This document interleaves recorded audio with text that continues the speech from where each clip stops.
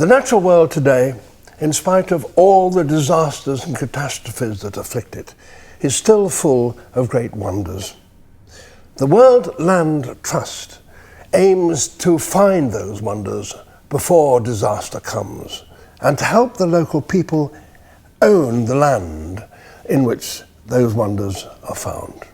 One such treasure was found recently high in the mountains of Ecuador above the clouds. One that is perhaps very unexpected, but nonetheless a great treasure.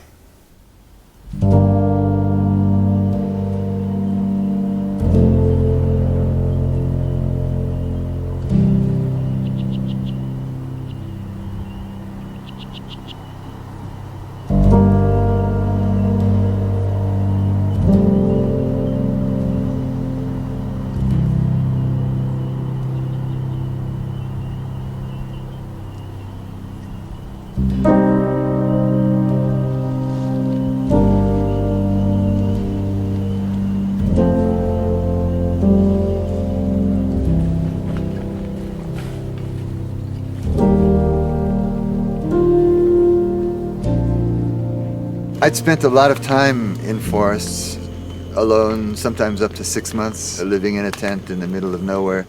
And when I first came here, the things that impressed me initially were the big trees, the strange, otherworldly atmosphere that we have here. But when I started learning in a very primal way to see the details of a forest, I started realizing that this really was a very special, unique place. I feel very comfortable here. This is my home. The genus Tegia only had 6 species in the whole world when I first started walking through these forests. And in the course of my work, I discovered a total of about 30 new species of Tegia. This is an unbelievable amount of evolutionary activity in a very small area. Our foundation is called EcoMinga. There's a Quichua word called minga, which means lots of people coming together to do a task for the common good. Hemos cambiado totalmente, ¿no? Porque ahora ya solo nos dedicamos lo que es a las reservas. Ahora como en vez de carabinas se tiene cámaras. Cuando se sale a los bosques ya no se lleva la cámara, es como que se estuviera desarmado. As our relationship has grown between the guards and EcoMinga, they have been our spokesperson in the community without our asking. They've been fighting for conservation. This was on the edge of the agricultural frontier when I first started exploring this forest. The pastures were being enlarged. The agriculturalists at the lower elevations were working their way up the mountain. Along with that, there was hunting here. There are endangered animals here, like the mountain tapir and the spectacled bear. All those things cried out for conservation.